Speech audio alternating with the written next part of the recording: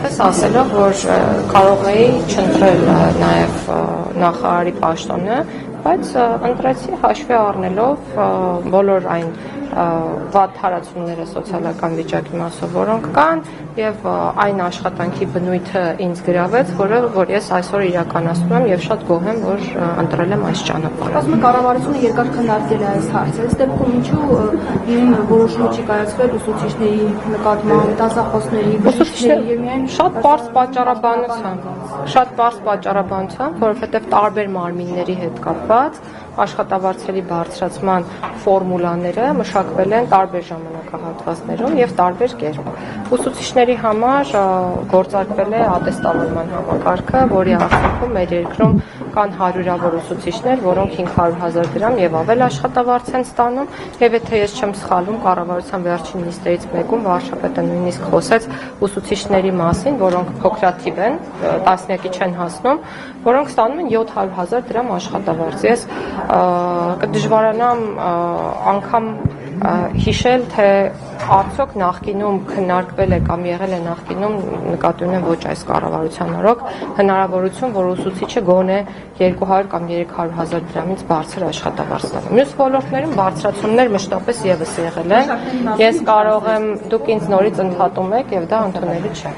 Մյուս ոլորտների մասին խոսելիս պետք է նշեմ նաև քրեակատարական համակարգի ծառայողների մասին, ոստիկանության մասին, զինվորական ծառայություն իրականացնող անձանց մասին, դատական իշխանության մասին, իրավապահ համակարգի մասին։ Այս բոլոր ոլորտներում մենք ունեցել ենք 50%-ից ավել աշխատավարձային աճ եւ պարգևատրումների հստակ տրամաբանություն, ընդ որում հիմնականում զինվորական ծառայություն ենթադրող կամ դրան նմանվող ծառայություններում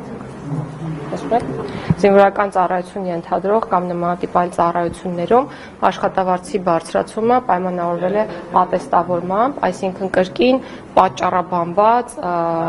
հիմնավորված որոշումների կայացման համատեքստում է եղել աշխատավարձի բարձրացումը։ Ատեստավորումը անցել է դրական շեմով, աշխատավարձը բարձրացվել է համապատասխան ծառայողի, չի անցել, չի բարձրացվել, բայց այս տրամաբանությունից զատ բոլոր իմ կողմից նշված ծառայություններում գոնե թե մեկ անգամ,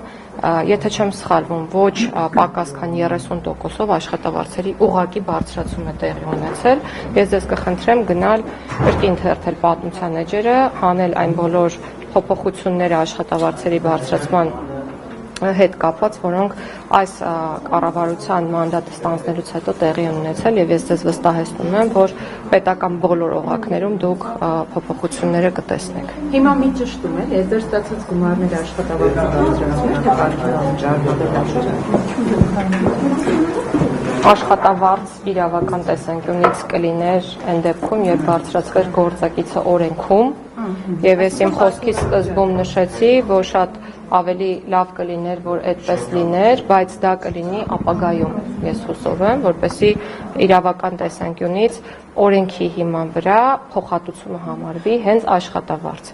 Այս պահին պարգևավճարի մասն է խոսքը, բայց դա փաստահեն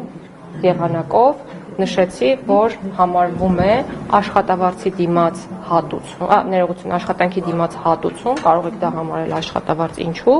որովհետև դա տրամադրվում է գնահատելով կոնկրետ նախարարության աշխատանքը։